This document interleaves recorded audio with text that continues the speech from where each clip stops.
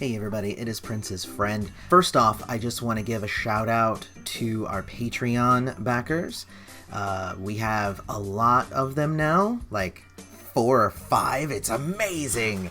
But we could always use more. At this point, I've been saving up all of the money from the Patreon backers, and I'm almost to the point where I might be able to afford that brand new camera that I was looking for. So, again, if you want to become a patron of the show and really help the show out, and help me to improve the show and get it to be even better, then don't forget to go to patreon.com/princessfriend and we can do that.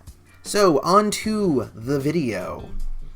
Today I am here with the review for the Letitgo Maxi-Single.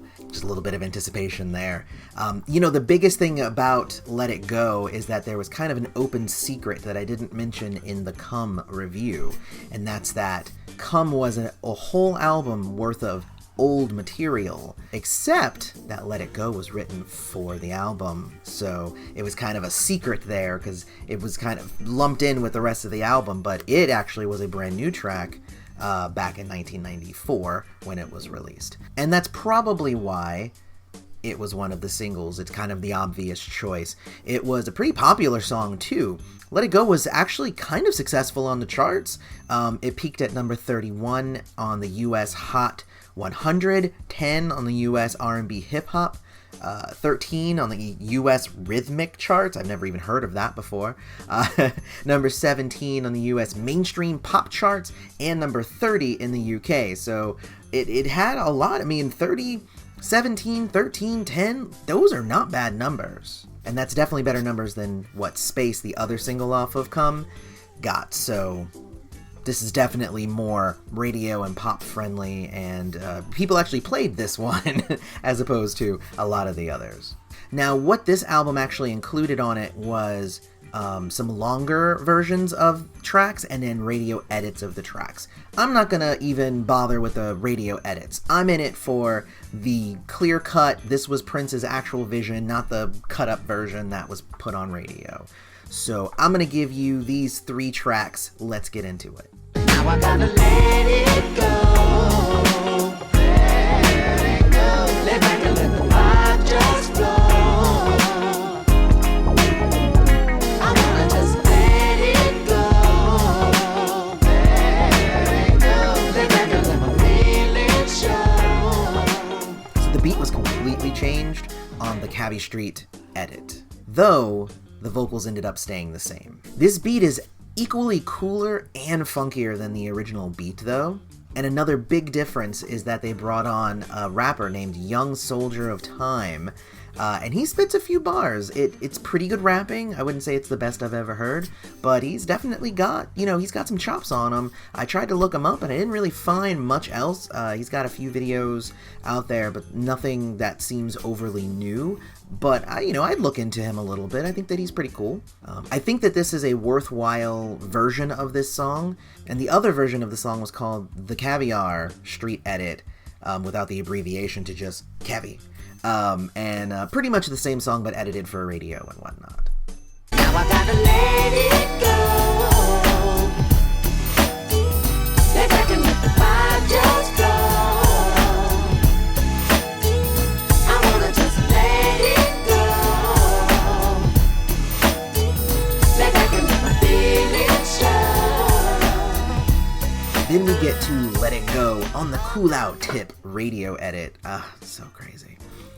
This one didn't have another version, this is just the radio edit, but I'm a fan of this beat because it kind of takes out the coolness and adds in a little bit of like spookiness to it. I think my only problem with it is that it drops the backing vocals when he goes, let it go, and then it goes, let it go. I like that part back in the background, but it's a shame that they lost it, but I love this version of the song. I think it helps that the song is really good to begin with, so it's really hard to kind of mess it up unless you're trying.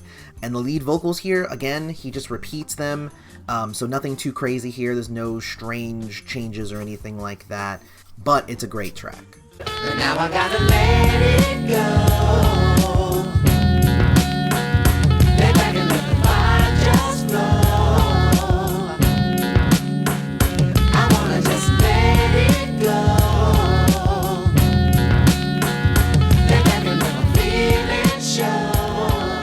Then we get to my favorite, the Sherm stick edit, and you just heard it, but it borrows the beat from the Ballad of Dorothy Parker, combines it with a little bit of electric guitar, and makes this brand new version of Let It Go, and in my opinion, it just stomps the other versions into the ground. This is the version of Let It Go that you want, not the original, not the Caviar, not the Cool Out Tip one, this one, the Sherm stick. This is the one you want. Just like the others, Prince just changed the beat. He didn't change the vocals or anything, but the addition of the like echoing kind of electric guitar is just awesome, combined with the Dorothy Parker beat. It just makes this, it's just an amazing track. I am communicating telepathically. In conclusion. So all in all, this is a pretty strong Maxi-Single. Prince didn't take as many liberties with the material as he has on previous Maxi-Singles, but this one has some really cool beats, and I think they really enhance the song. If you liked Let It Go, then honestly, getting this just for the Sherm stick edit is completely worth it.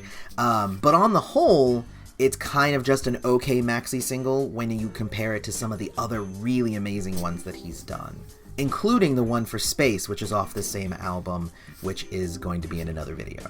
But what do you think? Let me know down in the comments, and let's discuss it a little bit, because I like it, but I don't love it, but I'd love to hear what you think. While you're at it, don't forget to follow me on Facebook and Twitter, Instagram, and Patreon at patreon.com/princessfriend. Like this video, subscribe to the channel, and may you live to see the dawn.